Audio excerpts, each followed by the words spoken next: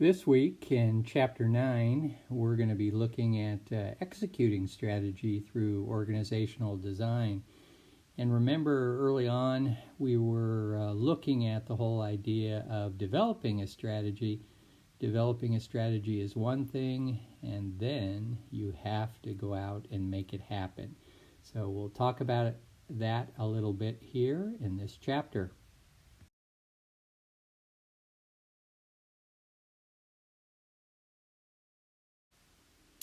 The quote at the top of this slide, "The achievements of an organization are the results of the combined effort of each individual," is so very true. And I hope all of you now in your careers have a very, very good understanding of that. We can talk about division of labor and org charts, etc. But it really comes down to the teams that you develop and the people that you work with. And in there, under organizational charts, it talks about informational and informal linkages. And those are those friendships that you develop, those kind of close-knit ties you develop with people throughout your organization. And this is so important. In my entire career, I've always made efforts, even if I was CEO or whatever executive level position I held, I'd always make sure I learned as many of the names as possible of people throughout the organization. And it didn't matter where you worked, I wanted to know about you and what you did and who you were and what your likes and dislikes were, just to get to know you as a person. And it's so very important to do that. We can talk about vertical linkages and horizontal linkages, etc. But it's really a kind of a common cause that a great organization has. Everybody's pulling in the same direction to make things happen. One of the things I do want to mention is that unity of command principle at the end.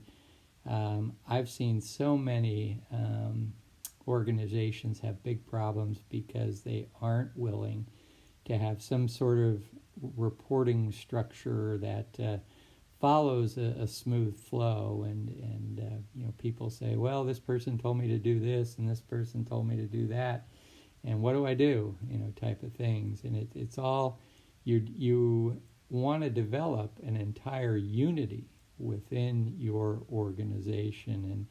And the one saying I've heard so often, and this is one, I saw on a poster in the Silicon Valley back about 30 or 40 years ago, and it said, no one of us is as strong as all of us together. And that's really true, and something I want you to think about for the future.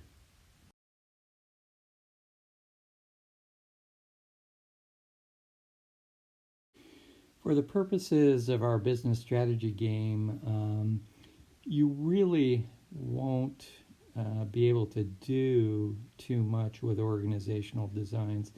But I just wanted, again, to just remind you and reinforce you of some of these concepts and the organizational structure, simple, functional, multidivisional, and matrix structure. Just something to think about for the future. You'll have a multidivisional structure and a functional structure to take a look at with this strategy game, but you really won't get a chance to manipulate that too much.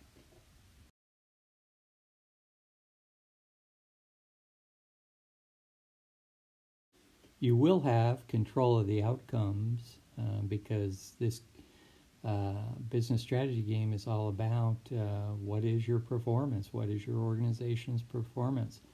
And so you will have that in terms of you'll be able to see in your benchmarking report how you're doing, and that'll be in the footwear industry report. You'll be able to take a look at that data. And you'll also be able to see how you're doing in the competitive intelligence report, where you'll be able to see how your organization is doing in competition with other organizations.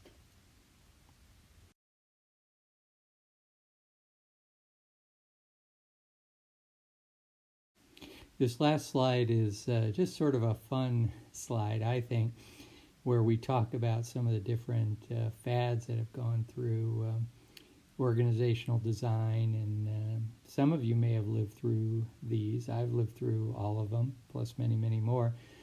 We started calling a lot of this sort of the flavor of the month, or the management of the month, after Baskin Robbins, 31 flavors, flavor of the month, just because a lot of these types of things came and went every month.